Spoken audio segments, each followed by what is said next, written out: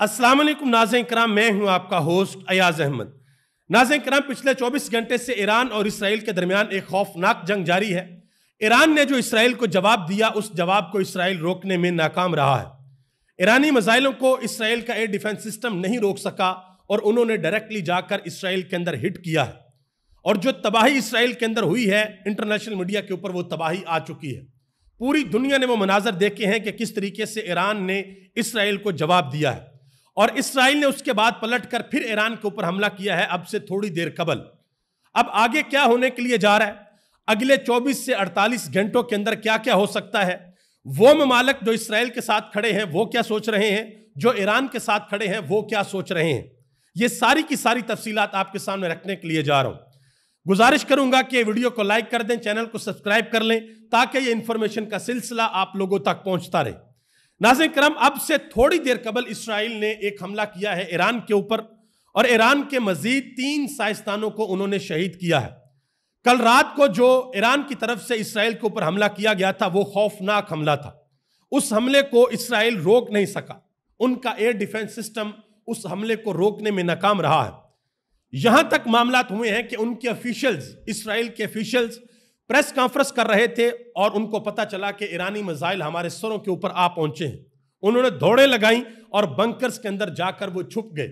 मैं कुछ मनाजर आपके सामने रखता हूं, ये मनाजर आप देखें। ये मनाजर इंटरनेशनल मीडिया के ऊपर जारी किए गए हैं कि किस तरीके से ईरानी मिसाइलों ने एंट्री की थी इसराइल के अंदर।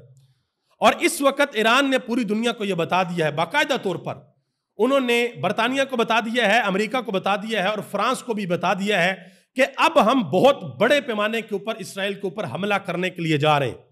और कुछ अपने लोग भी हैं, कुछ अपने दोस्त ममालिक भी हैं, जो इस वक्त ये कोशिश कर रहे हैं कि भाई ईरान को समझाया जाए कि भाई सब्र और तहम्मुल से काम लें। तो ईरान ने उन लोगों को, उन ममालिक को शट अप कॉल दी है कि अब आप किसी किस्म की बेगैरती का कोई मुजाहरा ना करें। पिछले 2 साल से आप लोग चुप थे, ना आपके अंदर बोलने की हिम्मत और ना आप हमला कर सकते हैं। अब जब हम शुरू करने लगे हैं तो हमारी टांगे खींचने के लिए आप लोग आ गए हैं। तो ईरान ने वाज़ेह तौर पर कहा कि अब हम किसी की नहीं सुनेंगे, अब हम जवाब देंगे और भरपूर जवाब देंगे। मैंने अपने पिछले व्लॉग के अंदर भी आपको बताया था कि सबसे बड़ा मसला उम्मत मुस्लिमा के अंदर मौजूद है। इसराइल जब भी हमला करता है, मुस्लिम ममालिक को क्रॉस करके ईरान के ऊपर हमला करता है, लेकिन जब ईरान हमला करने के लिए जाता है तो वही मुस्लिम ममालिक ईरान के लिए मसला और परेशानी का बायस बनते हैं। वो कहते हैं नहीं जी आप ये हमला ना करें। लेकिन अब ईरान ने वाज़ेह तौर पर कह दिया कि हमारे रास्ते में कोई भी आया उसको भरपूर जवाब दिया जाएगा, चाहे वो कोई भी हो। एक किरदार ऐसा है जो मैं आपके सामने रखना चाहता हूं, वो है जॉर्डन का बादशाह शाह अब्दुल्ला इब्न अल हुसैन। यानी कि नाम के साथ हुसैन है, लेकिन जो किरदार है वो यजीदी किरदार है। और आप यकीन करें कि इस लड़ाई के अंदर मुसलमान उम्मत में से कुछ किरदार उठकर सामने आ गए हैं। 2 किरदार तो दुनिया के अंदर सामने हैं, एक यजीदी किरदार है और एक हुसैनी किरदार है, जो इस वक्त दुनिया के सामने बिल्कुल वाज़ेह है। लेकिन 2 किरदार और भी हैं। एक किरदार है शिमर का किरदार, जो यजीद के साथ जाकर मिल गया था, और दूसरा किरदार है हुर का किरदार, जिसने ये मुनासिब समझा था कि मुझे इमाम अली मुकाम, इमाम हुसैन रज़ी अल्लाह तआला अन्हु की सफ में जाकर खड़ा होना चाहिए। हुर का किरदार अदा कर रहा है यमन, इस्लामी ममालिक में से यमन साथ खड़ा है, और बाकी सारे के सारे नीचे से लेकर ऊपर तक शिमर का किरदार अदा कर रहे हैं। वो ईरान के साथ नहीं खड़े, बल्कि वो अपने अब्बू के साथ, अमेरिका के साथ खड़े हैं। और जब ईरान ने जवाब दिया तो अमेरिका दरमियान में कूद पड़ा। पाकिस्तान और हिंदुस्तान की जब लड़ाई हुई थी तब भी यही हुआ था कि जब तक हिंदुस्तान पाकिस्तान के ऊपर हमला कर रहा था तब तक बिल्कुल ठीक था, लेकिन जैसे ही पाकिस्तान ने चपेड़े मारना शुरू की, उधर से आगे भाई अमेरिका बहादुर अपने बच्चे जमहूरियत को बचाने के लिए कि नहीं नहीं नहीं अब सीज फायर कर दें। यही काम ईरान और इसराइल की लड़ाई के अंदर भी हुआ। अमेरिका आ गया जी नहीं जी वो खत्म करें, बस जी वो मुज़ाकरात करें, फलां करें फलां करें। यानी कि जब अपने बच्चे जमहूरियत को मार पड़ने लगती है तब आ जाते हैं। वो सब कुछ करते रहे, वो उसका किसी किस्म की कोई टेंशन नहीं है। अब ईरान ने यह वाज़ेह तौर पर ऐलान कर दिया कि भाई अब हम जवाब देंगे। और पूरी दुनिया के अंदर एक खबर इस वक्त गर्दिश कर रही है, और अगर ऐसा हो गया तो यह दुनिया के अंदर बहुत बड़ी खबर होगी, इस दिहाई की सबसे बड़ी खबर होगी, या आप यूं कह लें कि इस सदी की सबसे बड़ी खबर होगी। और वो खबर यह है कि ऐन मुमकिन है कि ईरान अगले 24 से 48 घंटों में या अगले कुछ अरसे में एटमी धमाके कर दे और पूरी दुनिया के अंदर ये ऐलान कर दे कि अब हम एटॉमिक पावर हैं اور اگر ایران نے ایسا کر دیا تو پھر آپ سمجھ لیجئے گا کہ ایران نے تنے تنہا پورے عالم کفر کو عبرتناک شکست دی ہے، کیونکہ اس جنگ کا جو مدعا ہے وہ یہی ہے کہ ایران کسی بھی صورت ایٹمی پاور نہ بنے، ان کے پاس جوہری طاقت نہ آئے۔ اسرائیل اس کو روکنا چاہتا ہے، اور سوشل میڈیا کے اوپر جو اسرائیل کے وزیر اعظم ہے نیتن یاہو، ان کا ایک بیان بہت زیادہ وائرل ہو رہا ہے جس میں وہ کہہ رہے ہیں کہ بھائی 2 اسلامی ملک ہیں جن کے بارے میں ہم چاہتے ہیں کہ ان کے پاس ایٹمی پاور نہ ہو، ایک ایران اور دوسرا پاکستان۔ اب الحمدللہ اللہ کی ذات کا لاکھوں کروڑوں شکر احسان ہے، اور ہم دعا کرتے ہیں ڈاکٹر عبدالقدیر خان کے لیے کہ اللہ تعالیٰ ان کی قبر پر اپنے انوارات کی بارش برسائے، ٹھنڈی ہوائیں ان کی قبر میں آئیں، کہ جنہوں نے پاکستان کو ایک ایٹمی قوت بنایا۔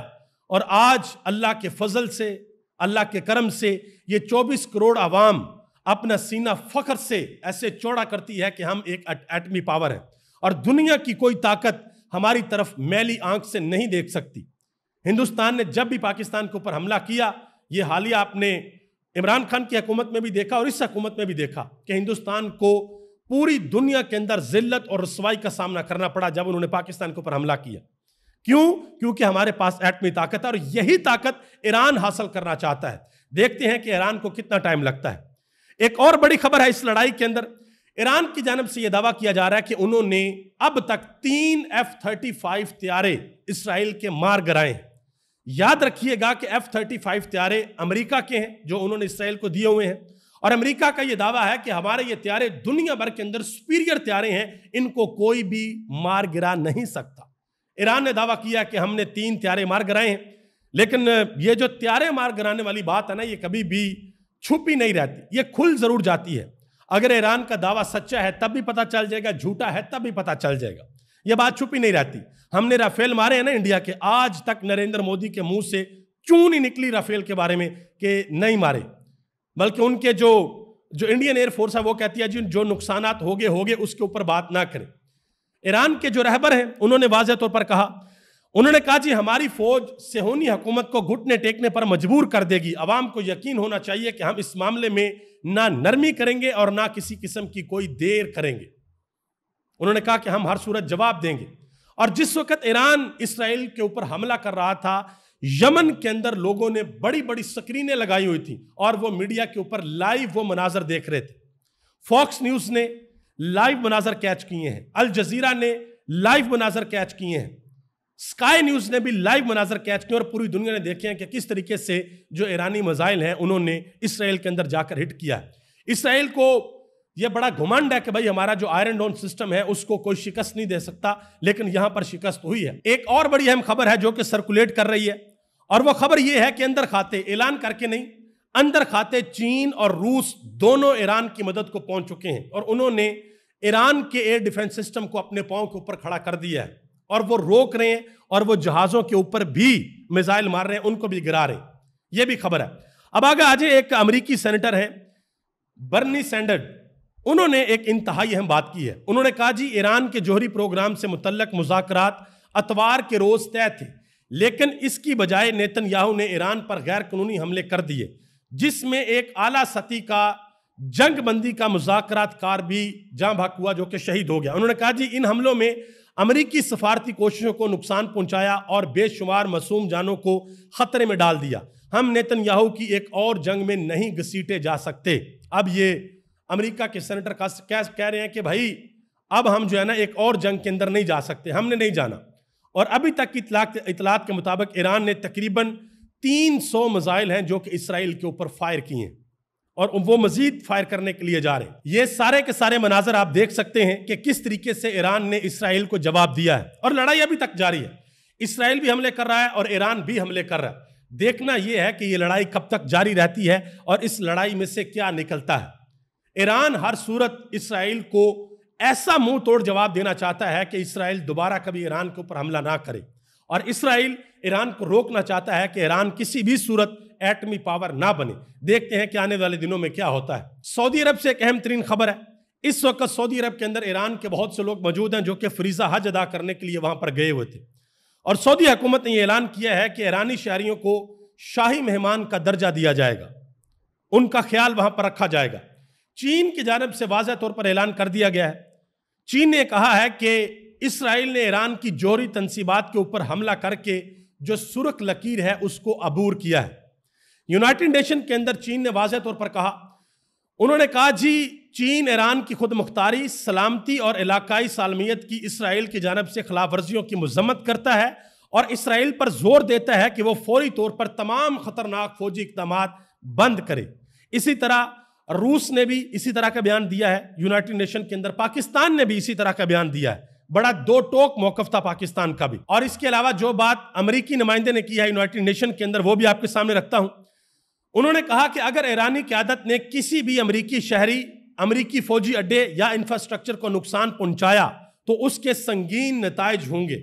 یہ انہوں نے بات کی ہے کہ جو ہماری جو بیسز ہیں اگر ان کو نقصان پہنچایا گیا تو پھر اس کے سنگین نتائج ہوں گے۔ نائب وزیر اعظم پاکستان کے اسحاق ڈار صاحب، ان کا رابطہ ہوا ہے ایران کے وزیر خارجہ کے ساتھ، سعید عباس کے ساتھ، اور پاکستان کی جانب سے قیمتی جانوں کے نقصان پر ہمدردی کا اظہار کیا گیا ہے۔ خطے کے امن اور استحکام کے لیے ایرانی حکومت اور عوام کے ساتھ ہیں، یہ اسحاق ڈار نے کہا۔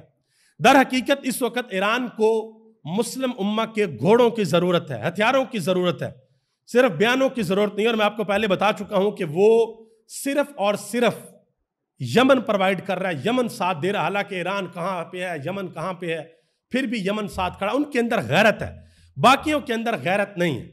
یہ سب سے اہم ترین مسئلہ ہے۔ ابھی تک کے لیے جو اطلاعات ہیں، خبریں ہیں، وہ یہی ہیں۔